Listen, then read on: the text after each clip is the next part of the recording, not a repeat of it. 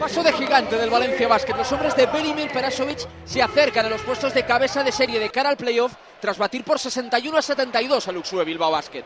Los taronchas arrancaban dominando, guiados por un Stefan Markovic especialmente inspirado en el encuentro.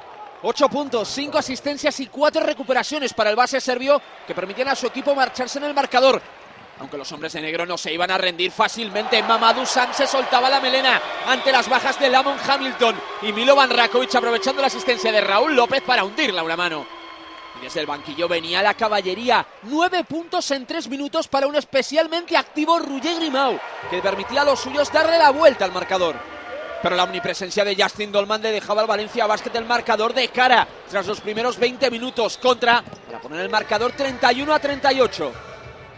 A pesar de las bajas, los hombres de Fotis Katsikaris seguían peleando tras el paso por vestuarios. La baja de Kostas Vasiliadis permitía a Nikos Sisis asumir labores anotadoras. Y a la actividad del heleno había que sumar a la de un siempre presente Alex Mumbrú, que acabó el encuentro con 15 puntos. Pero el cuadro taronja sabía que estaba ante un partido crucial, necesitaban ganar y apoyaron todo su trabajo en el hacer de Justin Dolman. 17 de valoración para el interior norteamericano, que fue el mejor del partido. Apoyándose en el trabajo de su estrella, Justin Dolman, el Valencia Basket conseguía abrir brecha en el marcador. Llegaron a encadenar un parcial de 18-3 que dinamitaba las opciones del UXUE Bilbao Basket.